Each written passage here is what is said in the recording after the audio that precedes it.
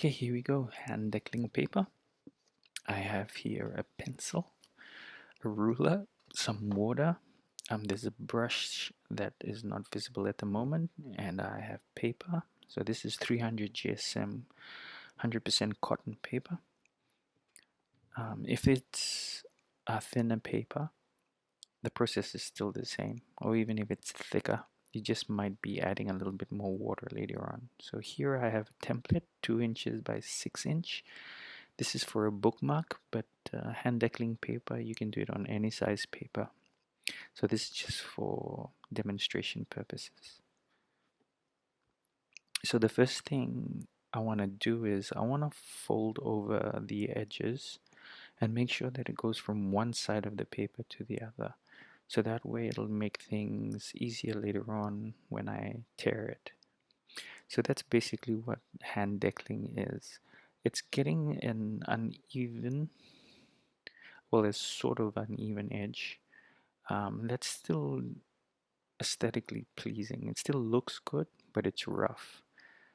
And a lot of times people sell rulers that you can use to do hand deckling, um, where you just place the ruler over the edge of the paper and then tear it.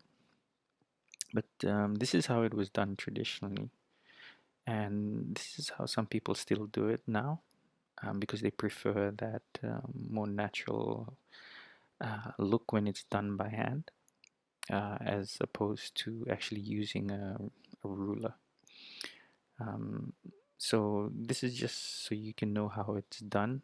Whether you do it or not is actually up to you. So I'm folding over one of the sides. You can choose whichever side you want. I'm starting with a shorter side. So I'm folding over the paper and pressing it with a pen. You can use whatever you want, like a bone tool or anything similar, just to get a nice flat edge. So I'm adding water, which helps soften the fibers and makes it easier to tear. But the second thing that the water does is it gives you a little bit of a pull of the fibers once you start to tear it, so it looks a lot better. So I'm starting at the edge, making sure my starting point is done well, because after that it's a lot easier just to tear.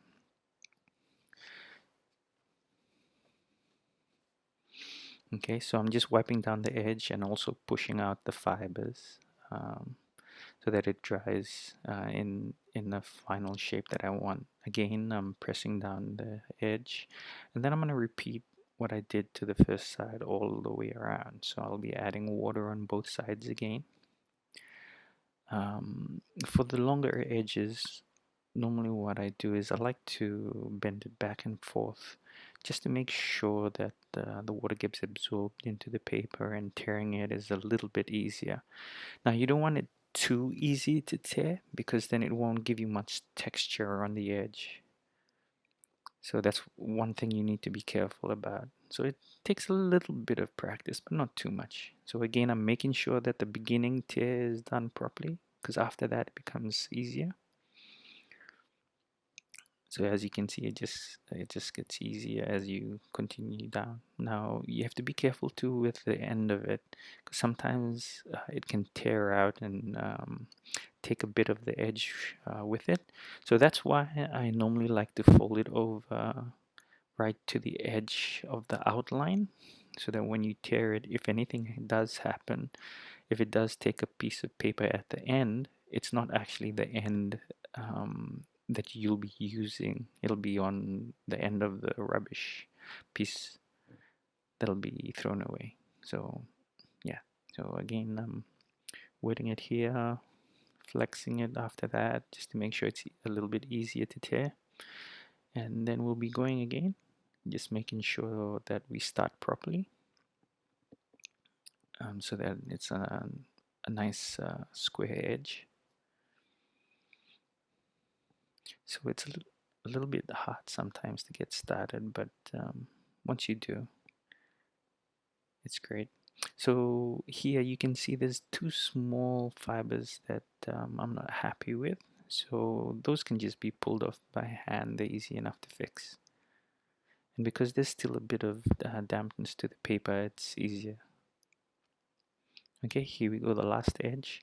So with the last edge here, there's nothing to stop the end of the tear from spoiling your paper. So you have to be extremely careful on the last this last edge that you're doing.